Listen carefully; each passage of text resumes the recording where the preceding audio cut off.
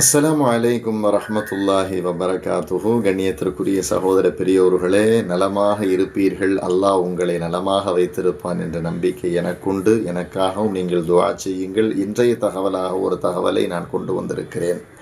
கண்ணியத்திற்குரிய சகோதர பெரியோர்களே, நபிகள் பெருமானார் ஸல்லல்லாஹு அலைஹி வஸல்லம் அவர்கள் நம்மை நரகத்திலிருந்து பாதுகாத்து கொள்வதற்கு இந்த உலகத்திலே அரும்பாடுபட்டார்கள்.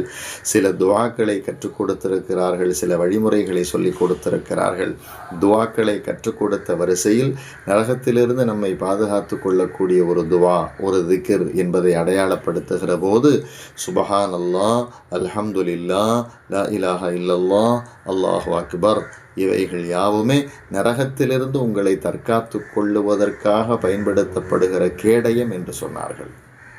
அப்போ இந்த திக்ருகளை எவர் தவறாது ஓதி வருகிறாரோ, ஒவ்வொரு தொழுகைக்கு பிறகு அல்லது இன்னபிற நேரங்களில் நேரம் கிடைக்கும் பொழுதெல்லாம் இந்த திக்ருகளை எவர் அதிகமாக உச்சாடனம் செய்வாரோ, நிச்சயமாக அவர் நரகத்திலிருந்து பாதுகாக்கப்பட்டு விட்டார் என்பது பொருளாகும்.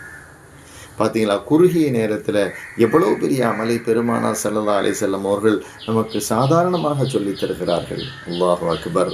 அந்த பெருமானார் பிறந்த புனித மாதம் வரவிருக்கிறது. அந்த பெருமானாரை நாம் புகழ வேண்டாமா? அவர்களை உயர்த்த வேண்டாமா? நாம் உயர்த்தி தான், நாம் புகழ்ந்து தான் அவர்களது புகழ் உயரத்துக்கு செல்லும் என்பது பொருள் அல்ல. அல்லாஹ் ஆல்ரெடி அவர்களை உயர்த்தி வைத்திருக்கிறார். எனவே நாம் கவனத்தில் கொள்ள வேண்டும். பெருமானார் மீது அதிகம் ஸலவாத் ஓத வேண்டும். ஹைருக்கு நான் தலைப்பாக எடுத்துக்கொண்டது நரகத்திலிருந்து நம்மை பாதுகாக்கும் கேடயம்.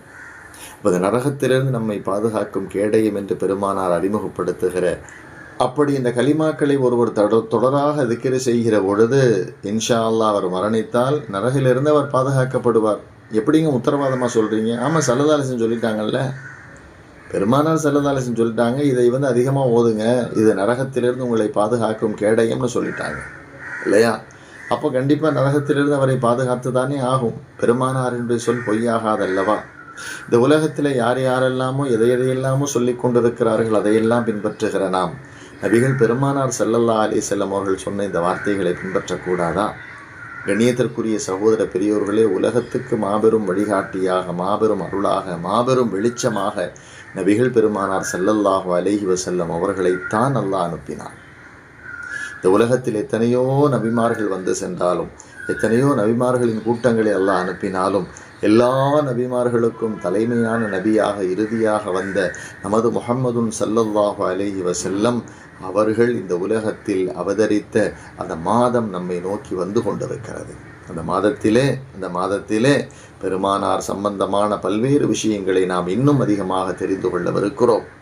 ஜும்மா பயான்களின் மூலமாக, இன்னவிர உலமாக்களின் சொற்பொழிவின் மூலமாக பெருமானாரின் மீது ஒரு இஷ்கை நாம் ஏற்படுத்தி கொள்ள வேண்டும். பெருமானாருக்கும் நமக்கும் ஒரு நெருங்கிய தொடர்பை, ஒரு மஹப்பத்தை நாம் ஏற்படுத்தி கொள்ள வேண்டும். அல்லாஹ்விடத்தில் துஆ செய்யணும், யா அல்லாஹ் பெருமானாரின் வீட்டுக்கு முன்னின்று நான் சலாம் சொல்லும் பாக்கியத்தை தான். எப்படி துஆ செய்யணும்? யா அல்லாஹ் பெருமானாரினுடைய வீட்டுக்கு முன்னால் நின்று அஸ்ஸலாமு அலைக்க யா ரசூலல்லாஹ் என்று சலாம் சொல்லும் பாக்கியத்தை தாய் என்று நாம் எல்லாம் துஆ செய்ய வேண்டும். நல்லோர்களே, ரசூலுல்லாஹி ஸல்லல்லாஹு அலைஹி வஸல்லம் அவர்களை கபரில் காண்பித்து இவர்கள் விஷயத்தில் நீ என்ன செய்து கொண்டிருந்தாய் என்று கேட்கும் பொழுது, யா அல்லாஹ் பெருமானாரை நான் உடனே அடையாளம் கண்டுகொண்டு இவர்கள் நபிகள் நாயகம் ஸல்லல்லாஹு அலைஹி வஸல்லம் என்று நான் மனதார சொல்ல வேண்டும் யா அல்லாஹ் என்ற துஆவையும் நீங்கள் அதிகம் செய்யுங்கள். கண்ணியத்துக்குரிய சகோதர பெரியோர்களே, அப்படிப்பட்ட நமது உயிரினும் மேலான முஹம்மதுன் ஸல்லல்லாஹு அலைஹி வஸல்லம் அவர்கள் பிறந்த அந்த புனித மாதம் நம்மை நோக்கி நெருங்கி வந்து கொண்டே இருக்கிறது. அற்புதமான மாதம் வருகிறது. இந்த மாதத்தில் சில பேர் சொல்லுவாங்க, அப்படி இப்படி அது இது, அதெல்லாம் நம்ம செவி மடுக்கக்கூடாது. பெருமானார் பிறந்தவுடன் ஷைத்தான்கள் ஓலமிட்டன. அந்த தொடர் இன்றும் நடந்து கொண்டுதான் இருக்கிறது. ஷைத்தான்கள் ஓலமிட்டாலும் அதை பற்றி நமக்கு கவலை இல்லை. நமது பெருமானாரை நாம் புகழ்வோம், அவர்களை உயர்த்துவோம், அவர்கள் மீது ஸலவாத்து சொல்வோம், அவர்கள் காட்டிய வழியில் நிற்போம். எல்லாம் வல்ல அல்லாஹ் கிருபை செய்து அருள்வானாக. வாஹிரு தஅவானா அல்ஹம்துலில்லாஹி ரப்பில் ஆலமீன்.